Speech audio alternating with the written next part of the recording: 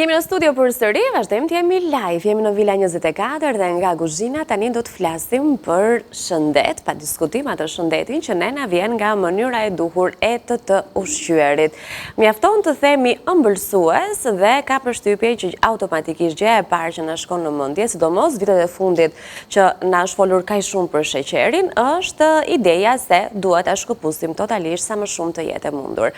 Po ndërkohë, nëse flasim për produkte naturale, këtu e gjitha ndryshon. Do flasim për ëmbëlsuesit natyral tani me Alken Çuko, nutricionist pranë Institutit Kulinar në Ranzi dhe si gjithmonë miki Villa 24. Mirëmëngjes, Mirëmëngjes Anila. Kam vendosur t'ju ëmbëlsoj sot. Dhe shumë mirë do bësh, është mëngjes, madje nuk e di nëse është e vërtetë që në mëngjes kemi nevojë pak më shumë për. Po, është e vërtetë. Okej. Pra, në mëngjes duhet nisur gjithmonë me një element të ëmbël, jo vetëm për benefitet e tij që ka, por edhe për efektin të asaj shijes, atij intensiteti se në fund ditës duhet të shijojmë jetën tonë. Po, më la shijon shumë në fakt. Patjetër.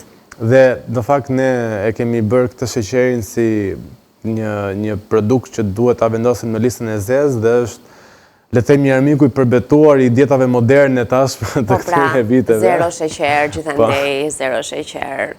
Zero sheqer, por më pas 15 elementet të tjera që kompensojnë këtë sheqerin, që as nuk janë fare të shëndetshme për t'i konsumuar, por që kjo është një temë tjetër për ta bërë në një emision. Rrim tek naturalitetin dhe tek produktet që sigurisht i gjejmë në të gjitha pikat e dyqaneve në Ranci, që na ofrojnë siguri ushqimore edhe këtë ëmbëlsinë për të cilën kemi nevojë dhe është e pashmangshme.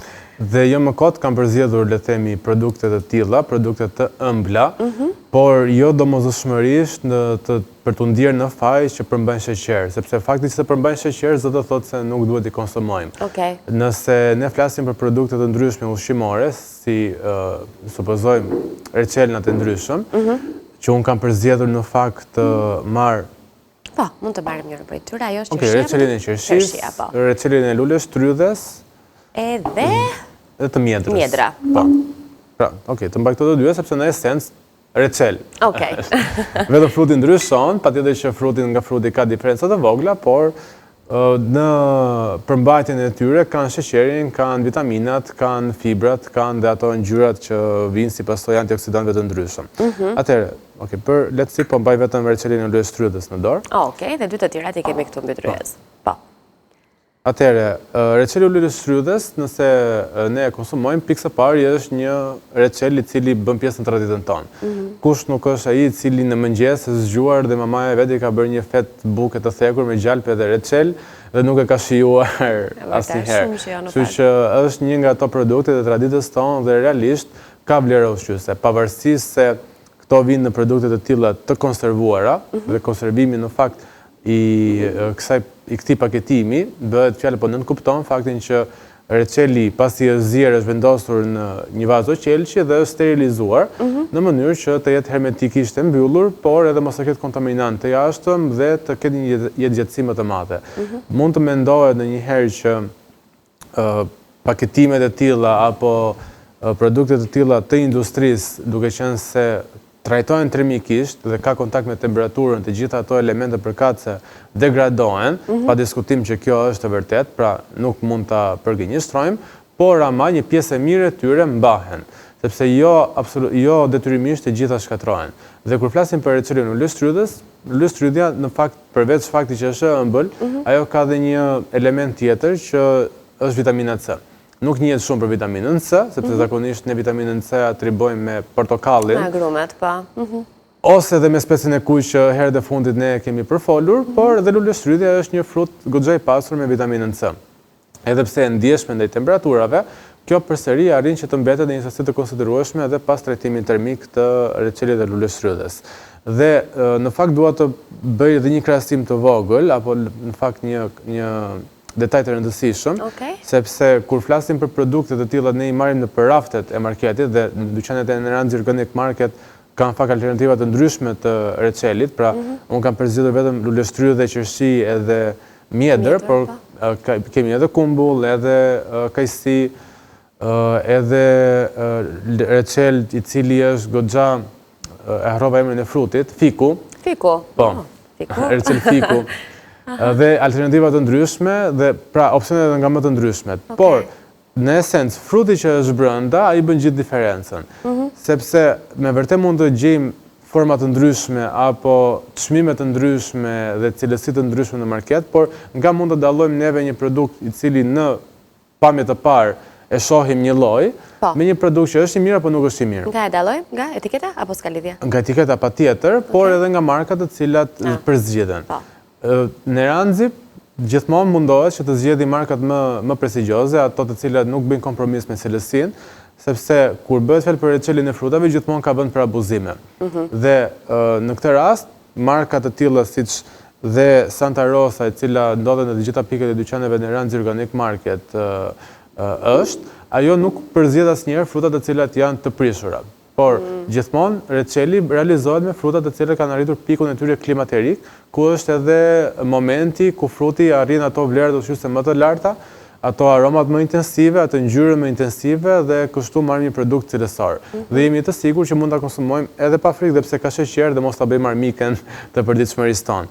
Dhe përveç vitaminës C, është e pasur gjithashtu edhe me antioksidantë të ndryshëm, grupi polifenoleve njihet zakonisht, flavonoidet, ku bëjmë pjesë antocianinat, që janë antioksidantë shumë të mirë për të neutralizuar radikalet e lira që ne kemi dhe do vazhdojmë edhe me produktet e tjera. Jo, do vazhdojmë. Disha po mendoja shkurtimisht e kreçelnat që shumë prej nesh i bëjnë edhe vetë në shtëpi, ama po mendoja atë tenxherën plot me lule shtrydhe ose me qershi ose me fik që në fakt mbulohet me sheqer edhe lihet që të vlojë. Atëherë, ka dhe disa, le të themi, avantazhe apo disavantazhe, sepse gjithmonë anvisa shtëpiake preferojnë t'i bëjnë në shtëpi, por tonë letësira në fund ditës. Dhe një avantazh i këtyre është përveç faktit se janë komode, pra për përdorim, por industria nuk ka interes, le të themi, që të harxojë më tepër energji për të zirë reçeli më tepër se ç'duhet. Dhe ne në shtëpi këtë gjë nuk e rregullojmë dot, nuk e komandojmë dot, pra këtë efektin termik se sa kohë duhet ta zgjidhim, në çfarë temperature duhet ta zgjidhim. Dhe ndonjëherë mund ta degradojmë edhe më tepër frutin në krahasim me industrinë. Kështu që në disa raste është edhe më mirë të përzgjedhim paketime të tilla, edhe pse këto kanë sasi më të ulët të sheqerit dhe nëse lexojmë nga mbrapa, ka vetëm 189 kalori për 100 gram. Pak pas ka. Po, pra 10 gram recel që është një lugë e vogël kafeje, ka 18-19 kalori, çfarë nuk është asgjë dhe është masa ideale për të bërë një tost me gjatë kikiriku ndoshta edhe me recel. Kështu që mos kemi frikë. Po, mos kemi frikë absolutisht për sheqerin. Po. Mirë, çfarë kemi tjetër këtu? Çfarë është kjo e boronicave?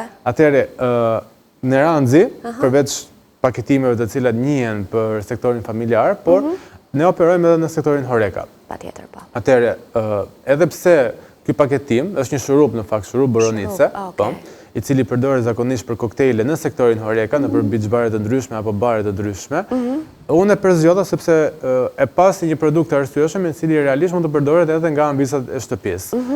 Është një pure fruti, ndryshe nga reçeli, ka një përqindje më të ulët të sheqerit dhe është më viskoz, dhe vjen në një paketim praktik, i cili edhe nëse hapet, është në formën e një biberoni. Okej, po.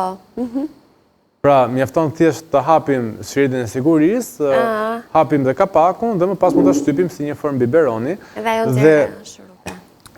Kjo, duke qenë se përmban minimumi 50% pure fruti, 50% boronicë, do kam përzitur boronicën sepse boronica është një nga ato fruta, le të themi, më të preferuara të gjithëve, por jo më kot më preferuara të gjithëve, sepse ka vlerat ushqyese më të larta. Përmban vetëm 58 kalori për 100 gram, pra mas frutit e freskët, që e bën atë një frut hipokalorik, por përmban këto antocianinat, që janë antioksidantë në grupin e polifenoleve, si flavonoide dhe grupi është antocianinat, që në fakt janë ngjyrues, ajo ngjyra që ne na ngjyrosen gishtat kur prekim boronicat janë antocianinat, që janë antioksiduesit më të fuqishëm që një frut mund të ketë, i cili ndihmon në neutralizimin e radikaleve të lira, ndihmon në plagjen qelizore, ndihmon në rekuperimin e ADN-s dhe në fakt të gjitha problematika shëndetësore që ne kemi apo dhe sëmundje kancerogjene vijnë vetëm si rezultat i degradimit të ADN-s nga radikalet e lira apo nga produktet të cilat ne mund t'i konsumojmë që kanë shumë aditiv të ndryshëm dhe bllokohen në paretet e mukozës së zorrës, duke vështirësuar përthithjen e kështu me radhë dhe efekte kaskadë. Dhe duke e sjellë në një paketim të tillë, e cila në fakt përmban vetëm 110 kalori për 40 ml, pra ende dhe më pak se sa receli, dhe 40 ml është një sasi goxha e konsiderueshme. Nëse marrim krahasimin 250 ml një shishe ujë, 40 ml, pra është një stres e bollshme, nëse ne do duam të realizojmë një mus në shtëpi, atë po mendoja. Ose sultjash, me qenë se...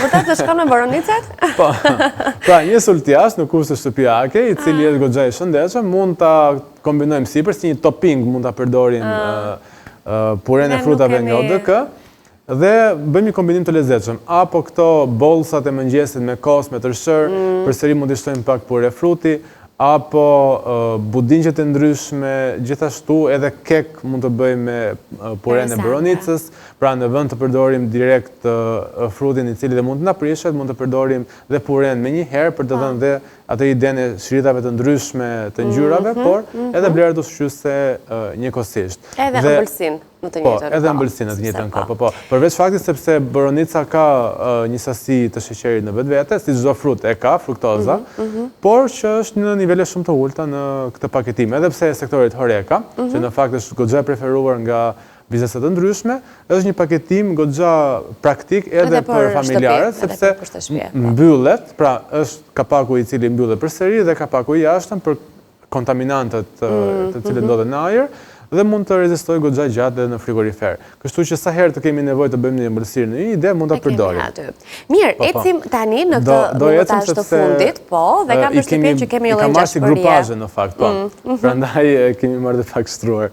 Në Ranzi në fakt që në fillimet e veta kur ka nisur aktivitetin, ka qenë pioneri par jerëzave të ndryshme apo dhe produkteve tradicionale. Dhe në fakt, dhe nëse shohim dhe bëjmë një formë retrospektive, në fillim sheqeri është një nevojë mbi të gjitha dhe më përpara njerëzit i kanë dashur atë shijen e ëmbël, sepse kanë ekzistuar pekmezi, ka ekzistuar nardeni, ka ekzistuar mjalti, kështu që jo domosdoshmërisht ne duhet ta eliminojmë shijen e ëmbël. Shija e ëmbël është diçka që ne e pëlqejmë dhe realisht është një shqis apo një shije që ne na aktivizon ato hormonet ose endorfinat më saktë. Endorfinat që janë hormonet lumturisë që ne na gëzojnë. Kënaqësi që ne e marrim Ne japin kënaqësi dhe është domethënë më tepër represive ta largojmë se sa ta pranojmë.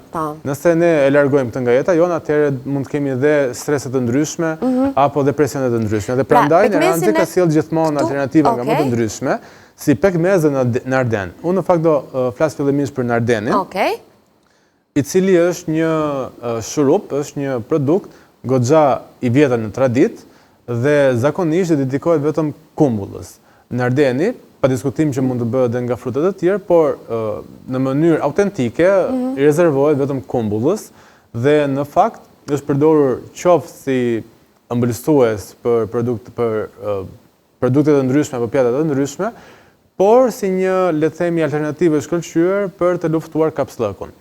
Ne kemi gjë e parë që bëjmë kur shkojmë apo jemi keq nga zora e trash, i referojmë gjithmonë farmacisë apo atyre preparateve të gatshme, të cilat nuk janë asgjë tjetër në esencë vetëse një kumbull që është trajtuar kimikisht dhe i është marrë ai elementi që bën efektin laksativ. Në formën më natyrale të mundshme. Ndërkohë që ne e kemi në formën e tillë, natyrale, pa aditiv të shtuar, e ruajtur vetë nga elementi prezervues i sheqerit edhe trajtimi termik, pa ngjyrues të tjerë ushqimor dhe gjithashtu shumë e shëndetshme, sepse njëkohësisht ka dhe minerale të ndryshme, por edhe pasur me shumë kalium. Dhe kumbulla në fakt, përveç se efekti laksativ që ka mbi zorën e trash, e cila ndikon në peristaltikën e saj, pra në atë lëvizjen firzamonike, ku aty kalon gjithë pjesa e ushqimit tonë, kemi edhe minerale të ndryshme si kaliumi, i cili është në sasi goxha të lartë tek nardeni i kumbullës, që është një mineral kryesor dhe goxha e rëndësishëm për gjithë sistemin ton kardiovaskular, sepse merr pjesë në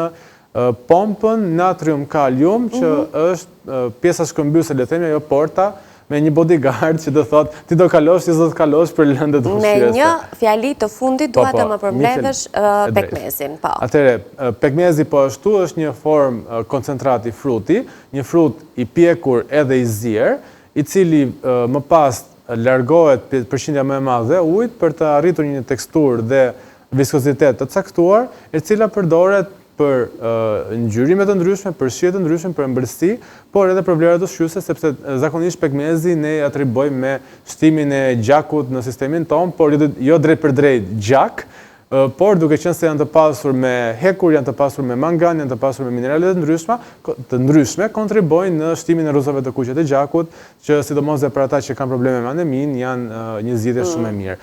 Por edhe për tretjen gjithashtu, edhe si një pre-workout, sepse ne zakonisht marrim të skupet para palestrës, por pse të marrim të skupet pre-workout që janë të dendura me kafein, me elemente të tjerë stimulues, kur kemi produktet e neranzit që janë organike, natyrale. Dhe shurupi i agaves, që është me një indeks shumë të ulët glicemik, ndryshe nga të gjithë shurupat e tjerë. Ja, kështu. I dhamë ca informacione, edhe pse na duhet gjithmonë më shumë kohë për kaq shumë produkte sa në ranzi ka, megjithatë unë mendoj që një lloj mesazhi e dham që të konsumosh produkte të ëmbla nëse di të zgjedhësh, nuk kemi të bëjmë me një armik. Mos të kemi frikë. Mos të kemi frikë, kemi thënë, frika ndonjëherë na shton akoma edhe më shumë dëmet. Faleminderit që ishe me mua në studio, të uroj një ditë të mbar në vazhdim, të mirpresim përsëri. Faleminderit gjithashtu edhe juve. Faleminderit.